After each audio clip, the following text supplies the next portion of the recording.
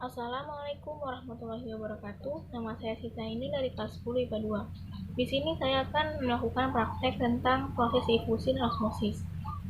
Pengertian difusi. Difusi adalah peristiwa mengalirnya atau berpindahnya suatu zat dalam pelarut dari bagian berkonsentrasi tinggi ke bagian yang berkonsentrasi rendah.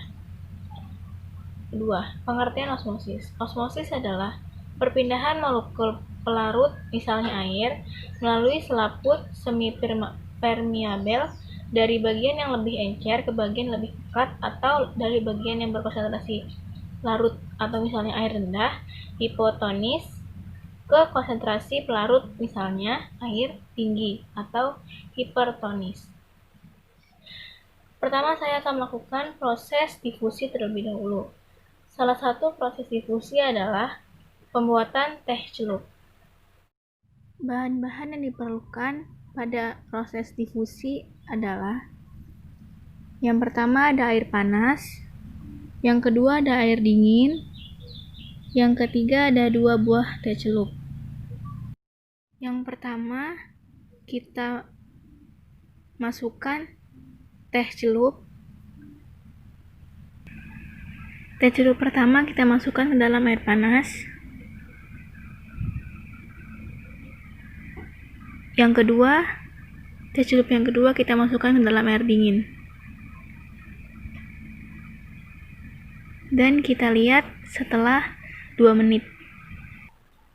Pada menit kedua terlihat air panas, airnya berubah menjadi coklat, sedangkan pada air dingin airnya belum sama sekali berubah, masih bening. Dan kita akan lihat pada menit ke-6. Pada menit ke-6 air panas berubah menjadi coklat yang lebih tua, sedangkan pada air dingin sudah terlihat perbedaannya, itu ada coklat tapi sedikit.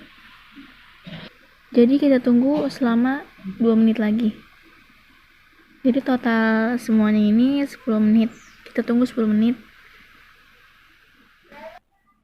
Setelah kita tunggu 2 menit, jadi total 10 menit ini yang terjadi pada air panas, yaitu coklatnya tua, sedangkan yang air dingin coklatnya muda dan masih terlihat bening, masih lumayan bening. Jadi kesimpulannya, yang mempengaruhi proses difusi yaitu suhu. Karena semakin tinggi suhu, maka kecepatan proses difusinya semakin cepat. Begitu juga sebaliknya, semakin rendah suhu, maka kecepatan difusinya semakin lambat. Dan kita juga bisa menarik kesimpulan bahwa proses difusi adalah proses penyebaran molekul zat dari konsentrasi tinggi, yaitu teh celup, ke konsentrasi yang lebih rendah atau air, maka membuat air menjadi warna kemerah-merahan atau coklat.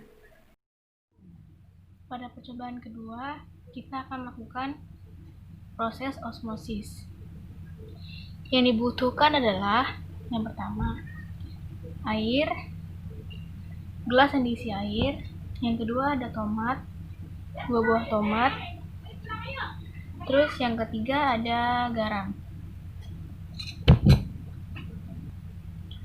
Salah satu gelas ini air kita isi dengan garam.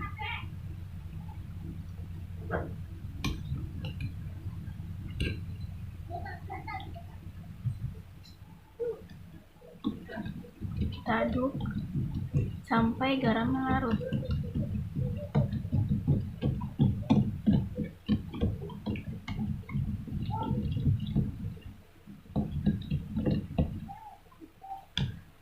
Setelah itu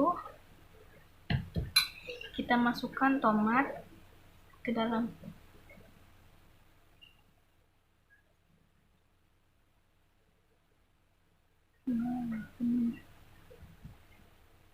Kita tunggu selama 10 menit. Setelah 10 menit, kita lihat yang di larutan air Tomatnya masih segar, nggak lembek, masih keras, masih fresh kayak tadi. Sedangkan yang di larutan garam, air plus garam,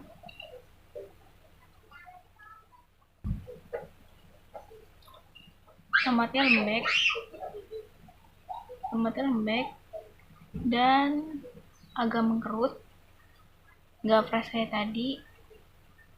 Itu terjadi karena molekul air yang terdapat pada tomat berpindah ke larutan air plus garam.